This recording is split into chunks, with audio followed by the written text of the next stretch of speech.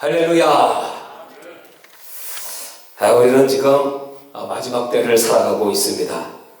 이 마지막 때 우리 성도들의 사명, 하나님의 말씀을 듣고 지켜 행하는 것입니다. 그래서 오늘은 하나님의 말씀에 순종하기라는 제목으로 함께 말씀을 나누도록 하겠습니다. 오늘 이 열왕기상 13장의 말씀을 제가 우리가 새벽마다 이 열왕기상을 읽고 있거든요. 읽는 가운데 저에게 하나님이 이런 영적인 감동을 주셨어요. 하나님 말씀을 순종하며 지키고 사는 것이 얼마나 중요한가. 특별히 마지막 때에 있어서 우리 성도들이 하나님을 더욱 경외하고 사랑하고 이 말씀을 듣고 지키게 할지어다. 먼저는 말씀을 전하는 주의 종이고, 그리고 이제 이 말씀을 듣는 모든 성도들에게입니다. 오늘 이스라엘의 역사 가운데 하나님께서 다윗을 사울을 초대왕으로 세우셨고 40년, 그 다음에 이제 다윗을 통하여 40년, 그리고 솔로몬을 통하여 40년, 120년 동안 이 통일 왕국이 유지되고 있다가 그 아들인 르호보암 때 이 통일 왕국은 북왕국과 남왕국으로 분열이 됩니다. 그 죄가 바로 솔로몬의 우상을 허용한 죄 때문에 하나님이 징계를 내리심으로 그 아들 르호보암은 하나님의 지혜가 좀 부족했습니다. 그래서 하나님께서 또 한 사람의 왕을 세워서 10지파를 나누어 주었는데 그의 이름이 바로 여로보암입니다. 여러분 잘 아시죠? 다 같이 여로보암. 이 구약 성경에는 여로보암을 얘기하면서 아주 악한 왕, 그리고 이제 후일의 왕들이 그 여로보암의 길을 따라서 악한 길로 갔다. 우상을 숭배했다. 그래서 저주받은 왕의 대명사가 바로 여로보암입니다.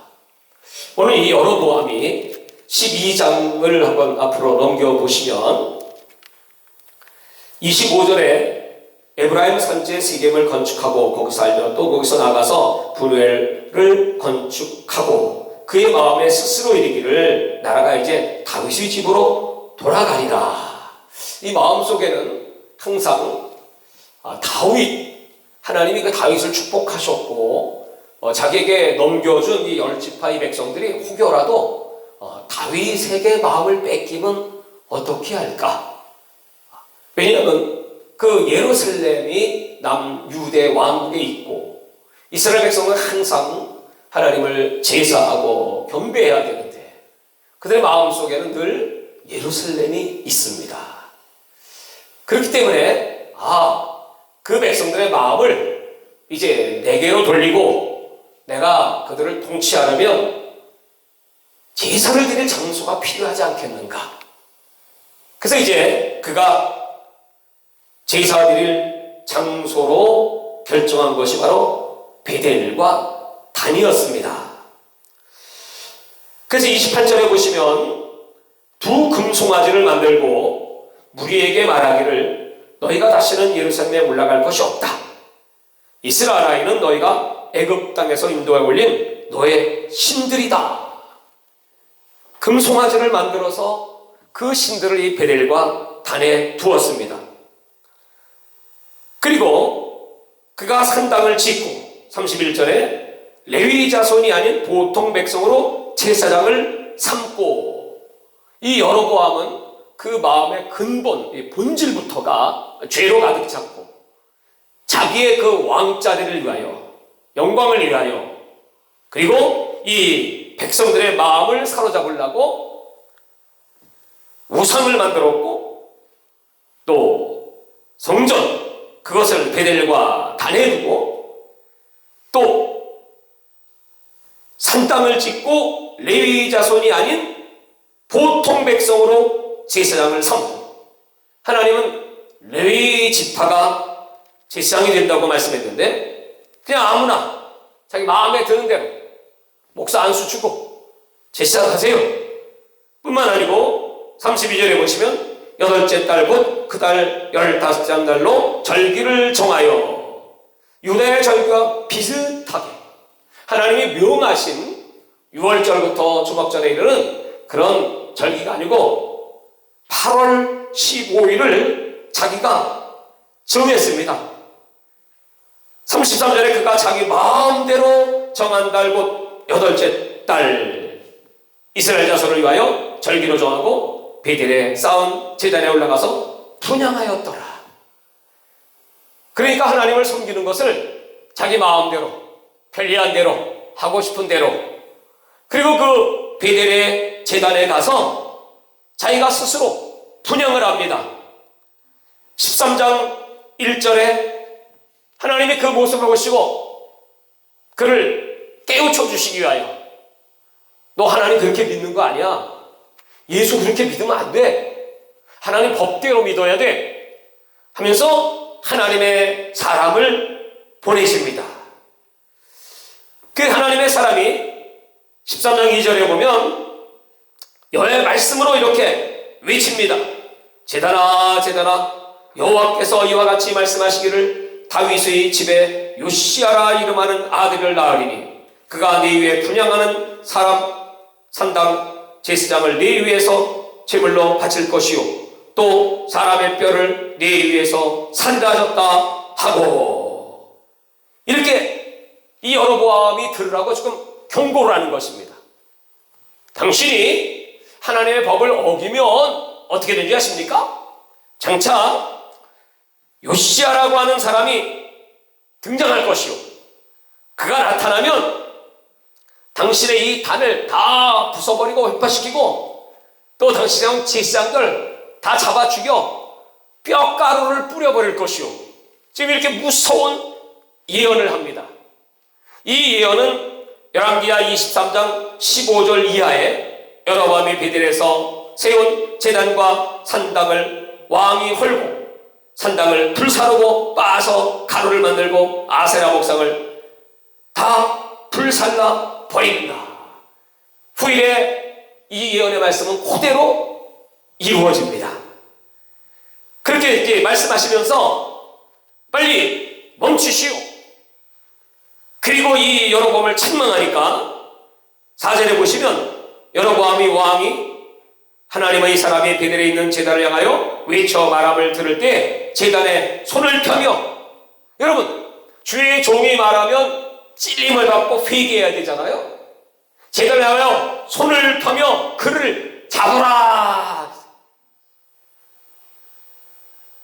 그랬더니 그를 향하여 편 손이 말라. 손을 딱 폈는데 이 손이 딱 말라버렸어요.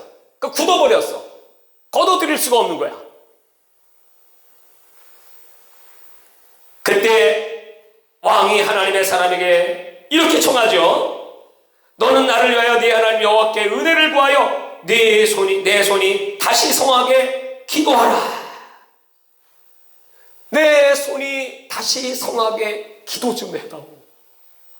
그랬더니 이 선지자가 하나님께 은혜를 구하니 왕의 손이 다시 성하도록 전과 같이 되니라. 회복을 받았어요. 기적적으로 치유를 받았어. 이 사람이 너무나 감사하니까 자 우리 집에 같이 가자. 거기서 쉬고 내가 네게 예물을 주리라. 그랬더니 하나님의 사람이 이렇게 대답합니다. 나는 왕의 집에 들어가지 않습니다. 또 왕의 집의 절반을 내가 내게 준다고 할지라도 나는 함께 들어가지도 않고 이곳에서는 떡도 먹지 않고 물도 마시지 않겠습니다. 왜냐하면 하나님이 내게 명령하여 이르시기를 떡도 먹지 말고 물도 마시지 말고 왔던 길로 되돌아가지도 말라고 하셨기 때문입니다. 그리고 이 선지자는 길을 떠납니다. 그런데 이 소식을 베델에 있는 한 늙은 선지자가 듣습니다. 그리고 그 아들을 시켜서 그런 사람이 있었냐? 그분이 어디로 갔냐? 그랬더니 그 길이 어느 쪽입니다. 그랬더니 그가 그 아들들에게 13장 12절 13절입니다. 13절을 보시면 나를 위하여 나귀의 난장을 지우라. 그들이 나귀의 안장을 지우니 그가 타고 하나님의 사람을 뒤따라가서 성수리 아래에 앉은 것을 보고 그대가 유다에서 온 하나님의 사람이냐 대답하되 그러하다. 그가 사람에게 이르되 나와 함께 집으로 가서 떡을 먹으라. 그러니까 뭐라고 대답합니까? 나는 그대와 함께 갈 수 없습니다. 내가 이곳에서는 떡도 먹지 않고 물도 마시지 않겠습니다. 왜냐하면 하나님께서 내게 말씀하셨기 때문입니다. 여기까지 참 좋았죠. 이 선지자는 하나님 말씀에 순종해서 끝까지 거부합니다. 자, 그 다음에 문제가 생겼어요. 그것이 바로 18절의 말씀입니다. 같이 읽겠습니다. 18절 시작. 그가 그 사람에게 이르되 나도 그대와 같은 선지자라. 천사가 여호와의 말씀으로 내게 이르시기를 그를 네 집으로 데리고 돌아가서 그에게 떡을 먹이고 물을 마시게 하라 하였느니라 하니 이는 그 사람을 속임이라. 천사가 나에게 얘기했어. 너에게 먹으라고 했어. 하고 속였어요. 여러분, 아무리 선지자라고 할지라도 천사가 얘기했다고 할지라도 사람의 말, 천사의 말, 하나님의 말씀, 우리는 무슨 말씀을 듣고 따라야 합니까? 큰 소리로 시작. 하나님의 말씀입니다. 할렐루야. 예수님은 이 마지막 때를 미혹의 시대라고 했습니다. 특별히 거짓 선지자들을 삼가라. 이적을 행하는 주의 종들도 있습니다. 그것도 조심해라. 꿈을 꾸었다고 말하는 사람도 있습니다. 그 꿈도 신청하지 마라. 다시 말해서 믿고 듣지 마라. 우리가 믿고 따라야 될 것은 꼭 한번 살아계신 하나님, 그 하나님의 말씀만. 특별히 여러분, 말씀은 목사님이 선포하시는 말씀도 있고 또 기록된 말씀도 있어요. 우리에게 있어 가장 중요한 텍스트, 아주 확실한 말씀, 그 말씀은 기록된 말씀이다. 성경에 보면 이 베레아 사람들은 늘 하나님 말씀을 상고하였다. 칭찬을 받습니다. 늘 여러분, 우리가 하나님 말씀을 묵상하고 이 말씀이 그러한가? 오늘 제가 여러분에게 이제 말씀을 전하면 여러분이 이렇게 오늘 목사님 말씀이 그러한가 하고 성경을 상고하니라. 이게 정상이다 이 말이죠. 왜냐하면 여기 선지자 천사가 얘기했다고 해서 속이니까. 요새 여러분 어마어마한 말씀들이 TV로 유튜브로 뭐 쏟아져 나옵니다. 근데 그런데 이렇게 들어보면 정말 기가 막혀. 근데 자세히 분별해갖고 이 성경의 말씀과 일치하는가, 원리와 정신이 이 하나님의 마지막 때 메시지와 같은가 다른가 변질됐나 분별하면 끝에 가면 다 답이 나와요. 이건 아니지, 이건 아니지, 이건 어디에 어긋나지. 사람도 마찬가지입니다. 믿는다고 해서 다 똑같이 믿는 거 아닙니다. 여러분, 그 사람이 정말 성령의 사람인가, 하나님의 말씀의 사람인가, 이 말씀에 순종하는 사람인가, 뭐 100명은 100명 같지 않습니다. 틀린 사람이 많습니다. 그 사람은 끝까지 이 말씀을 지키고 변질되지 않을 사람인가, 처음에는 잘 나가지만 끝에 가서 변질되는 경우가 너무나 많습니다. 이 사람은 오늘 그 말을 듣고 떡을 먹고 물을 마셨지요. 그랬더니 그 결과가 무엇입니까? 21절에 보시면 그가 유대에서부터 온 하나님의 사람을 향하여 외쳐 이르되 여호와의 말씀에 네가 여호와의 말씀을 어기며 네 하나님 여호와께서는 네게 내신 명령을 지키지 아니하고 돌아와서 여호와가 너로 떡도 먹지 말고 물도 마시지 말라 하신 곳에서 떡을 먹고 물을 마셨으니 네 시체가 네 조상들의 묘실에 들어가지 못하리라. 여러분, 그리고 바로 가는 길에 사자가 나타나서 이 사람을 물어 죽여버립니다. 그리고 그 시체가 길가에 널브러져 있어요. 나중에 이 늙은 선지자가 그 소식을 듣습니다. 그리고 그를 찾아가죠. 네. 여기 26절에 보면 그 사람을 길에서 데리고 돌아간 선지자가 듣고 말하되 이는 여호와의 말씀을 어긴 하나님의 사람이로다. 여호와께서 그에게 하신 말씀같이 여호와께서 그를 사자에게 넘기심에 사자가 그를 찢어 죽였도다. 여러분, 말씀을 어기면, 다 같이 말씀을 어기면 사자가 찢어 죽인다.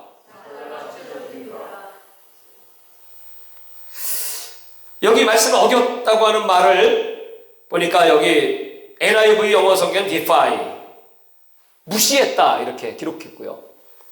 또 킹 제임스 버전이라는 성경을 보니까 순종치 아니했다 이렇게 이제 번역을 했어요. 무시했다, 어겼다, 순종치 아니했다, 뭐 경멸히 여겼다, 뭐 이렇게도 표현하고 가벼이 여겼다, 별것 아닌 것처럼 여겼다, 여러 가지로 해석할 수가 있겠습니다. 그 결과가 이런 비참한 하나님의 사람입니다. 명령을 하니 마른 손이 회복되기도 합니다. 능력 있는 하나님의 종입니다. 끝까지 이 말씀을 지키는 것 같았습니다. 그러나 마지막 한순간에 나는 이 말씀을 읽으면서 마지막 때에는 우리 주의 종들이 어떤 하나님의 사람이 되어야 합니까? 그래서 섰다고 자랑하지 마라. 넘어질까 두렵다. 언제 어느 시에 시험이 다가오고 언제 사탄이 공격을 해오고 언제 하나님의 말씀을 가장한 이 마귀가 천사를 가장해서도 기적을 통해서도 다가올 수 있다. 거기에 속으면 어떻게 되겠습니까? 그래서 저는 이렇게 생각했어요. 아니 하나님, 그래도 이렇게 귀하게 쓰시던 하나님의 사람인데 이렇게 죽게 해서 수치당하고 부끄러움을 당하게 하실 이유가 무엇이겠습니까? 이렇게 하나님께 제가 질문을 했어요. 그럼 여러분, 오늘 이 사건의 배경이 뭐죠? 바로 여로보암입니다. 여로보암 한 사람의 문제가 아니고 이스라엘 12지파 중에 지금 10지파가 여로보암을 따라가고 있고 그 많은 백성들이 그 한 사람 잘못된 왕을 세움으로 말미암아 잘못된 왕을 따라감으로 말미암아 다 우상을 숭배하고 멸망을 받게 생겼어요. 하나님은 하나님의 선민 이스라엘을 사랑하시지 않습니까? 그리고 이 왕을 좀 제발 깨닫게 하시기를 원하셔서 오늘 하나님의 사랑을 보내서 마른 손을 다시 고쳐주시기도 하고, 그리고 오늘 이 두 번째 표적입니다. 봐라, 나는 내 종이라고 할지라도 이게 무슨 우상 숭배한 것도 아니고 거짓말한 것도 아니고 도둑질한 것도 아니고 가늠한 것도 아닙니다. 그냥 먹지 말라 한 물과 떡을 먹었다는 거예요. 죄송합니다. 지금 여기 보리차가 있어요. 제가 오늘 이 물을 지금 아직 안 마시고 있어. 12시까지는 안 마실 거야. 왜냐하면 오늘은 제가 금식을 하는 날이에요. 국가를 위해서, 선교를 위해서, 특별히 교회를 위해서 하나님이 나에게 금식을 명하셨어요. 그래서 그냥 맹물은 먹었습니다만, 그래서 곡기가 있어서 제가 오늘은 아직 먹지 않았습니다. 여기 보니까 물도 먹지 말고 음식도 먹지 마라. 아니, 그거 먹었다고, 내가 지금 이거 먹었다고 하나님이 나 사자에게 물어뜯어 죽이시면 나 어떡해? 아니 이렇게 무섭게 하실 수가 있냐고요, 세상에. 그것은 바로 여로보암에게 지금 주시는 메시지야. 봐라, 내가 사랑하는 종도 그 작은 계명임에도 불구하고 내가 이렇게 무참하게 징계하거늘 너 이거 보면 깨달아야지. 네? 자, 그러면서 그 증거가 오늘 여기 이 베델의 늙은 선지자가 그는 거짓을 말했지만 그도 역시 아마 하나님이 사용하신 것 같아요. 잠깐 거짓의 영, 거짓말하는 영을 집어넣어서 그렇게 얘기했던지. 같은 선지자 입장에서 여러분, 나 때문에 죽었으니 얼마나 가슴 아픈 일입니까? 그 선지자는 통회하면서 30절에 보면 그 시체를 자기의 묘실에 두고 오라 내 형제여 하며 그를 위하여 살피 울었습니다. 뿐만 아니고 31절에 보면 내가 죽거든 하나님의 사람을 장사한 묘실에 나를 장사하되 내 뼈를 그의 뼈 곁에 두라. 자기 뼈도 그 뼈 옆에 묻어다오. 그렇게 자신을 통회하며 아파했습니다. 우리 주의 종들은 하나님의 말씀에 그냥 순종할 뿐입니다. 절대로 계명 중에 하나라도 범치 않기를 하나님은 원하십니다.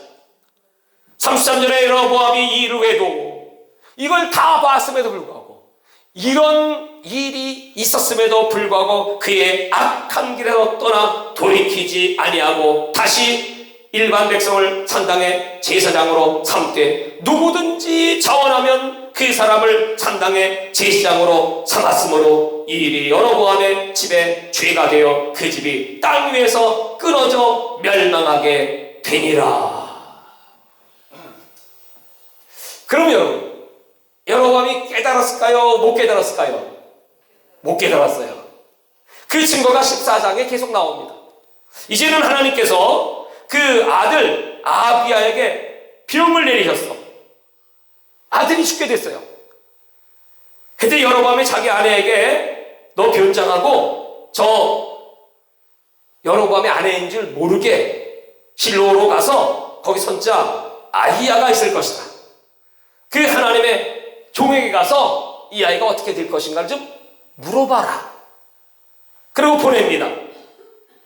그들이 벌써 실로에 있는 이 아히야는 하나님의 계시를 벌써 받았어요. 야, 너한테 여로보암의 아내가 변장하고 와서 너한테 물어볼 거야. 그러니까 네가 미리 얘기해줘. 그래서 이 아히야는 당시에 나이가 많아 눈이 어두웠다고 기록되어 있습니다. 5절에 보시면 여호와께서 아히야에게 이르시되 여로보암의 아내가 자기 아들의 병들었으므로 네게 물으러 오나니 너는 이러이러하게 대답하라 하고 그가 들어올 때 다른 사람인 체하며 그 대답이 뭡니까? 6절에는 여로보암의 아내여 들어와. 네가 어찌 다른 사람인 척 하느냐? 내가 명령받아 흉한 일을 네게 전할 거야.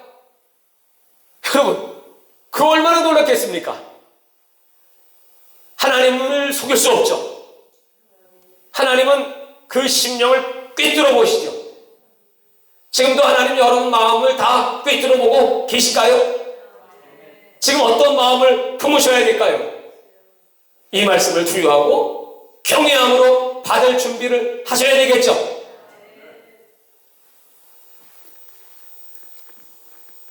7절에 보면 그래서 내가 너를 백성 중에 들여 내 백성 이스라엘 주권자가 되고 나라를 다윗의 집에서 찢어내어 네게 주었거늘 너는 내 종 다윗이 내 명령을 지켜 전시문화를 따르며 나보기에 정직한 일만 행하였으나 같지 아니하고 나는 다윗을 사랑했어. 왜? 하나님 말씀을 지켜 행하고 정직하였으므로. 구절에 보면 네 이전 사람들보다 더 악을 행하고 가서 너를 위하여 다른 신을 만들며 우상을 부어 만들어 나를 노엽게 하고 나를 네 등 뒤에 버렸도다. 그래서 내가 여로보암의 집에 재앙을 내려서 너희에게 속한 사내에는 이스라엘 가운데 매인자나 노인을 끊어버리되 거름더미를 쓸어버린 같이 여로보암의 집을 밟게 쓸어버릴지라. 그리고 여로보암에게 속한 자는 성읍에서 죽으면 개가 먹고 들에서 죽으면 공중에 새가 먹을 거야. 이렇게 말씀했습니다. 그 엄마가 돌아가 보니 어떻게 됐습니까? 그 아이는 죽었죠.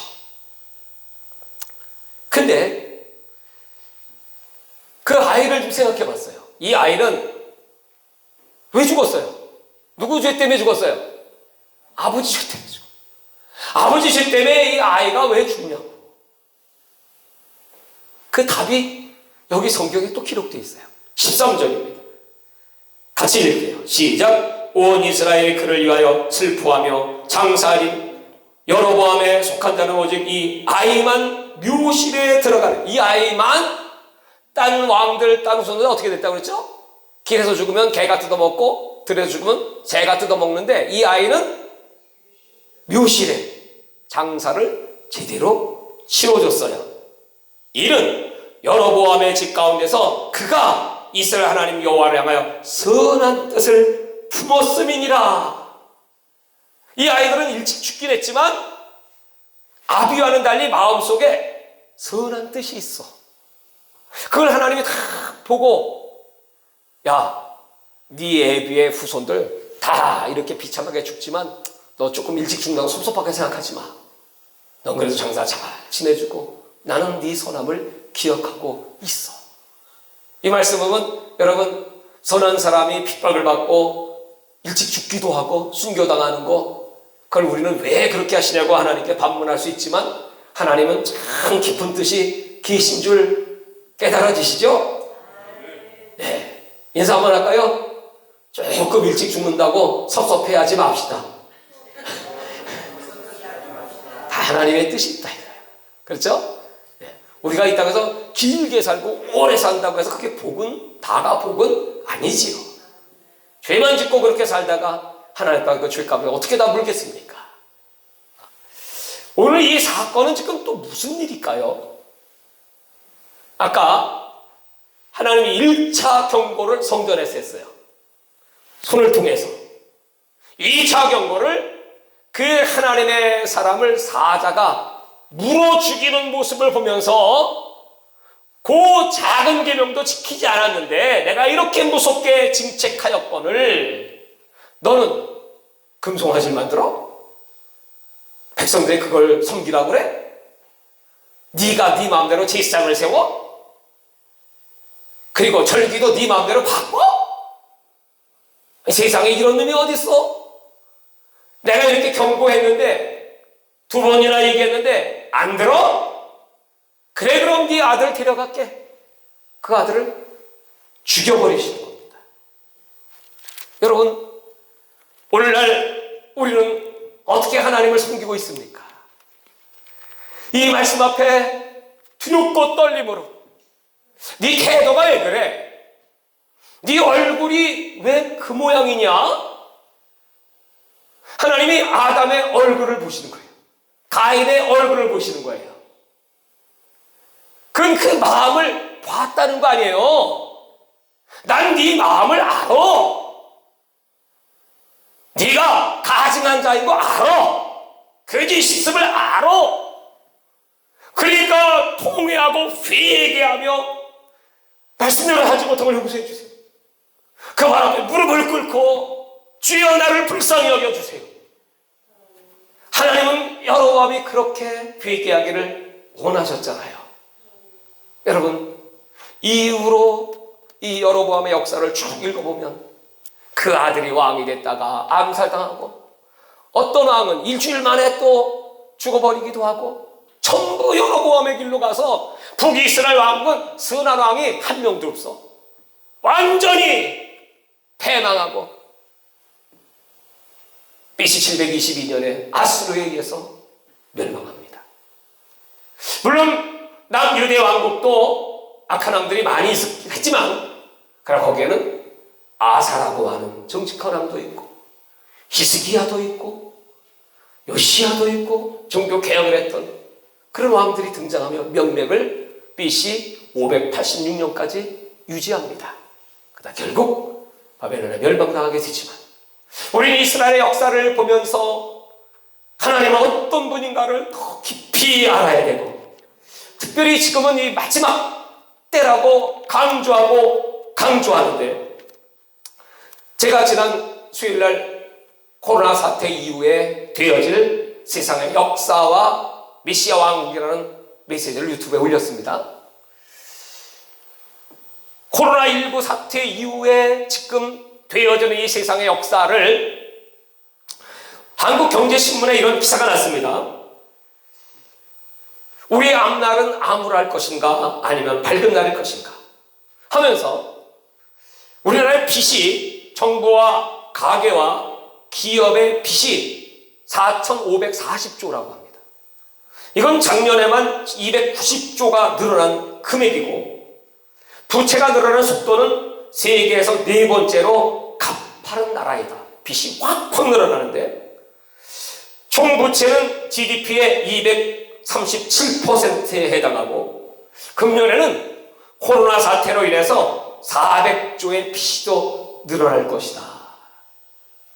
그러니까 이제 우리나라는 빚더미에 올라앉고 머지않아서 도산의 위기를 맞이하게 될 것이다. IMF 때보다 더 무서운 파멸의 때를 맞이하게 될 것이다. 왜 그럴까요? 이 나라에 내리는 하나님의 무서운 징계, 하나님의 경고를 무시하고. 그래서 한편에 이런 기사가 또 나왔습니다. 지금 대구에는 이 코로나의 직격탄을 맞아서 대구와 경상북도는 되살아나기가 아주 힘든 상황, 상당한 시간이 필요할 것으로 생각됩니다. 불 꺼진 공장들이 다시 정상이 되고, 또 그 직원들의 퇴직금을 주려고 하려면 피업을 할 수밖에 없는 그런 탄식 소리가 울려나오고 있습니다.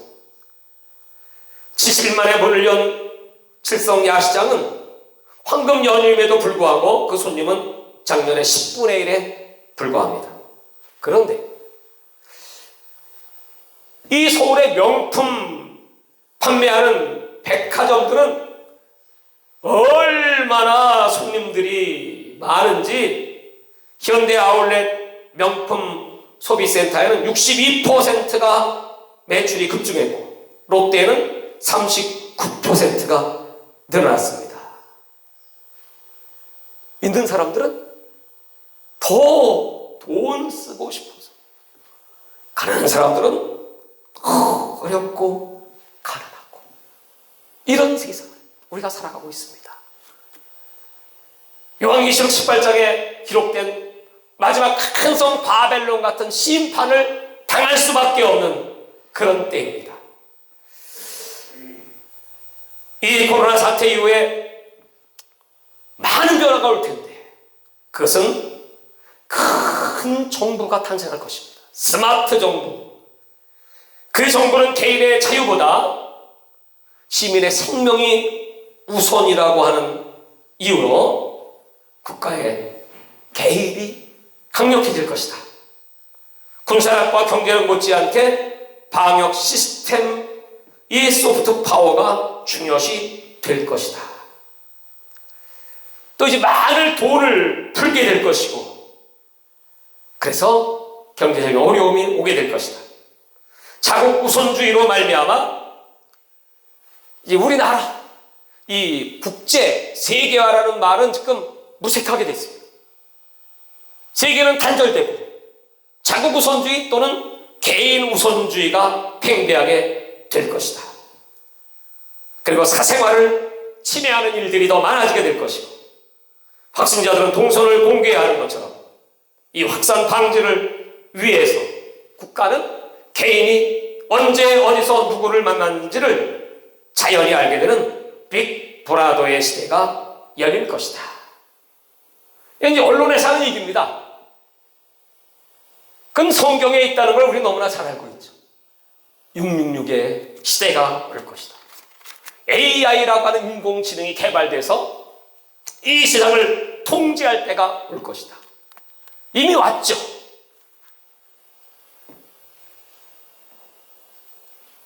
미국에서는 골드만삭스라는 회사에서 벌써 8년 전 2012년도에 이 AI 켄쇼라고 하는 인공지능을 입사시켰어요.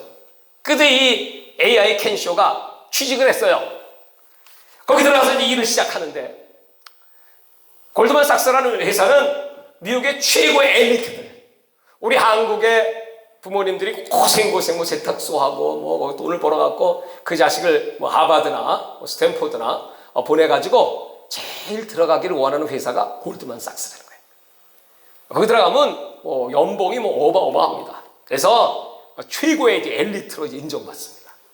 그런데 그렇게 이제 성공했어, 우리 먹고 살만해 했는데, 600명의 그 최고 엘리트들이 한 달 동안에 해야 될 일을 이 AI가 3시간 20분에 다 끝냈어. 3시간 20분에. 그 회장은 어떻게 했습니까? 그 수십억씩 인건비 주고 고급 인력 쓰겠어요? 잘라버리겠어요? 그래서 598명 다 잘라버렸어. 2명 조작하는 사람만 남겨놓고 다 해고됐어요. AI가 의료계에도 진출했습니다. 그 AI의 의사 이름은 왓슨이라고 합니다. 이 왓슨이 진단을 내리면 보통 최고 명의들이 이 암 판정을 내리는데 적중률이 약 80% 정도 된다고 합니다. 그러니까 인간이기 때문에 실수를 한다는 거예요. 아닌데 기라고 할 수 있고 긴데 아니라고 할 수 있어. 근데 이 AI 의사 왓슨은 의학 서적, 의학 논문 20만 편을 다 암기해버리고 400만 건의 특허 정보를 다 암기해버리고 1억 명 이상의 생체 정보, 환자들 정보를 다 입력을 해버립니다. 이 AI가 딱 진찰하면 어떻게 되겠죠? 그 적중률이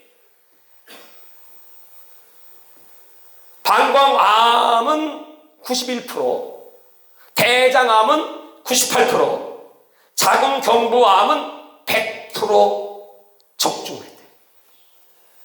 그러니까 여러분, 우리 한국에는 빅5라는 큰 병원이 있어요. 삼성, 아산, 이런 그 병원들 있지 않습니까? 근데 그런 병원보다 어떤 작은 병원인데 더 뜬 병원이 있어. 그 병원의 이름이 가천 길병원이죠. 예. 이 병원이 사람들이 막 모여들기 시작하는데, 이 빅5 병원보다 훨씬 더 많이. 그 이유는 딱 하나래. 이 병원에 누가 계시기 때문에 그럴까요? AI 왓슨이 계셔. 다 글로 가. 여러분, 지금 그런 세상을 살고 있어요. 이 말은 이제 의료계 또는 금융계 뿐만 아니고 법률계에도, AI 법률계의 이름은 로스예요. 243년 동안 재판을 한 활동을 다 학습해버렸어요. 변호사 한 사람 5일 동안 검사할 거를 5일 동안 밤잠 못 자고 법규를 적용하고 변론할 준비를 하는 것을 AI는 1초 만에 끝내. 여러분, 이런 세상이 됐다고 하는 것은 이제 장차 중국의 인구가 14억이 됐던, 세계 인구가 75억이 됐던, 그거요 한 손에 다 집어넣고 다 컨트롤하고 다 관리하고 통제합니다. 그런 시대가 오고 있어요. 왜 하나님이 이런 세상을 허용하실까요? 그 이유가 뭘까요? 간단하죠. 딱 하나예요. 하나님의 말씀을 무시하고 사는 인간들이 너무나 많어. 그러니까 이 환난 한번 들어가서, 아니 하나님의 종도 이렇게 무섭게 질책하시는데 고통받고 깨달을 거냐, 회개할 거냐, 아니면 그냥 살다가 지옥 갈 거냐, 그거 편리하다고 받고 영원히 타는 불못에 들어갈 거냐, 결단해라. 사랑하는 여러분, 오늘 우리는 이렇게 무서운 시대를 살고 있습니다. 그래서 다시 한번 하나님의 말씀, 다 같이 하나님의 말씀 무시하지 말고, 등한히 여기지 말고, 불순종하지 말고 말씀대로 이루어지이다. 아멘. 주여, 감사하고 기도합니다.